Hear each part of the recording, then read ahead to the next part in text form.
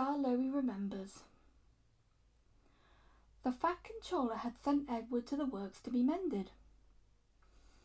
Near the workstation, Edward noticed the narrow-gauge engine standing in an open-sided shed. That's Skarloey, he thought. What's he doing there? He remembered Skarloey and his brother Renias, because in the old days he had often brought passengers who wanted to travel up to the lake in their little train. As the men at the works could not mend him at once, Edward asked them to put him on a siding close to Skarloey. Skarloey was pleased to see Edward.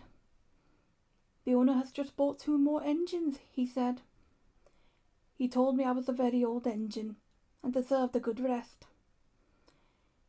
He gave me the shed so that I could see everything and not be lonely. But I am lonely all the same," he continued sadly. "I miss Renias very much. Yesterday one of the new engines pushed him on a track, and now he's gone to be mended. I wish I could be mended too and pull coaches again." "Have your coaches got names?" asked Edward. "Oh yes, there's Agnes, Ruth, Jemima, Lucy and Beatrice. Agnes is proud. She has cushions for first-class passengers. She pities Ruth, Jemima and Lucy, who are third class with bare boards. But they all 4 sniff at Beatrice. Beatrice often smells of fish and cheese. But she is most important," said Skarloey earnestly. "She has a little window through which the guard sells tickets.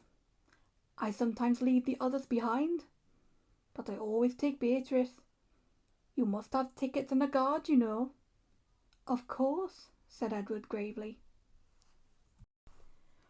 "Renias and I," continued Skarloey, "used to take turns at pulling the trains. We know everybody, and everybody knows us. We whistle to the people in the fields, at level crossings, and in lonely cottages and farms, and the people always wave to us. We love passing the school playgrounds at break time, for then the children will always run over to the fence to watch us go by. The passengers always wave because they think the children are waving to them. But we engines know better, of course," said Skarloey importantly. "Yes, we do indeed," agreed Edward. "We take your tourists to the lake and then get ready to pull the train back. We enjoy the morning journey home because then our friends from the villages come down to do their shopping.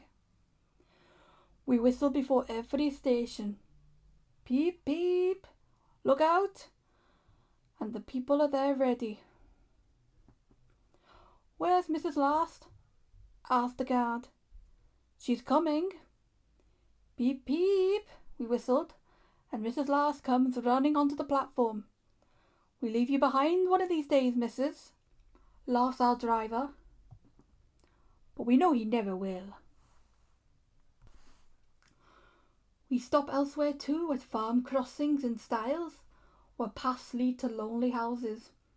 Renias and I know all the places very well indeed, and our driver used to say that we would stop even if he hadn't put on the brakes.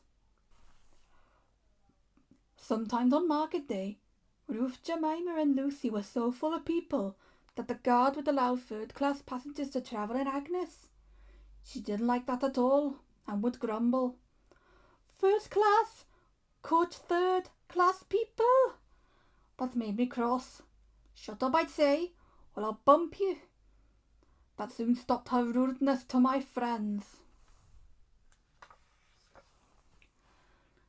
Just then, some workmen came. "We're going to mend you now, Edward," they said. "Come along." "Goodbye, Skarloey. Thank you for telling me about your railway. It's a lovely little line." "It is, it is. Thank you for talking to me, Edward. You've cheered me up. Goodbye." Skarloey watched Edward being taken back to the works. Then, shutting his eyes, he dozed in the warm afternoon sun.